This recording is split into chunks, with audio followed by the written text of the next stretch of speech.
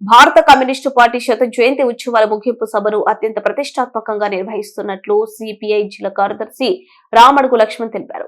మంచిర్యాల జిల్లా రామకృష్ణాపూర్ పట్టణంలోని CPI party కార్యాలయంలో పట్టణ కార్యదర్శి మిట్టపల్లి శ్రీనివాస్ అధ్యక్షతన నిర్వహించిన పట్టణ కౌన్సిల్ సమావేశంలో రామడుగు లక్ష్మణ్ ముఖ్య అతిథిగా పాల్గొని ప్రసంగించారు.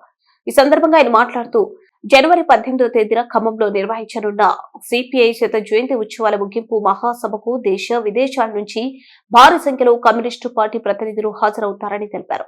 సుమారు 40 దేశాల నుంచి ప్రతినిధులు దేశవ్యాప్తంగా లక్షలాది మంది కార్యకర్తలు ఈ మహాసభకు తరలివస్తారని వెల్లడించారు.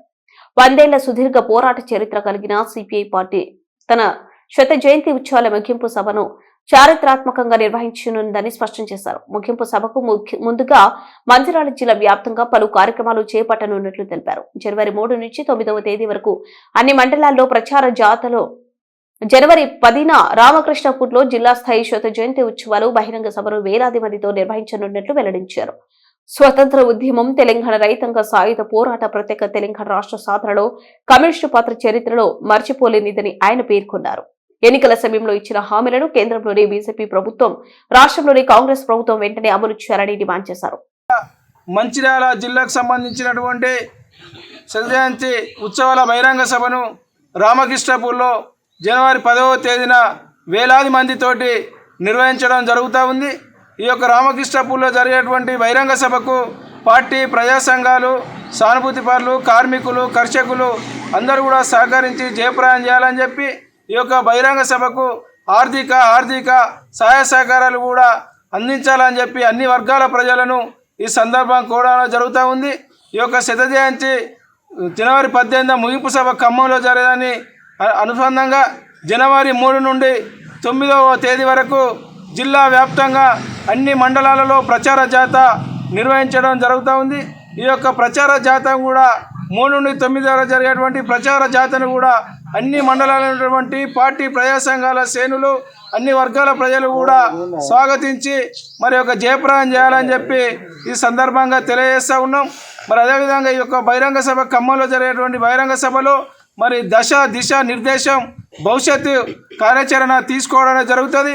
ఇప్పటికే కేంద్రంలో ఉన్నటువంటి బీజేపీ ప్రభుత్వం, అదేవిధంగా రాష్ట్రంలో ఉన్నటువంటి కాంగ్రెస్ ప్రభుత్వం ఎన్నికల్లో వచ్చినటువంటి హామీలను అమలు చేయాలని చెప్పి ఇలా బడుగు బలహీన వర్గాలకు, పేద ప్రజలకు అందవలసినటువంటి సంక్షేమ పథకాలు అట్టడుగు ప్రజలకు అందే విధంగా కమ్యూనిస్టు పార్టీ ఎప్పుడైనా సమరశీల పోరాటాలు నిర్వహించడం జరుగుతూ ఉంది.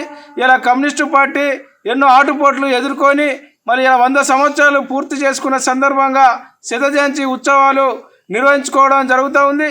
ఇలా తెలంగాణ రైతాంగ సాయుధ పోరాటం అయితేనేమి, ఇలా స్వాతంత్రం కోసం మరి భారత స్వాతంత్రం కోసం పోరాడినటువంటి కమ్యూనిస్టు పార్టీ, మరి అదేవిధంగా తెలంగాణ ప్రత్యేక రాష్ట్రం కోసం కూడా కమ్యూనిస్టు పార్టీ పోరాడడం జరిగింది.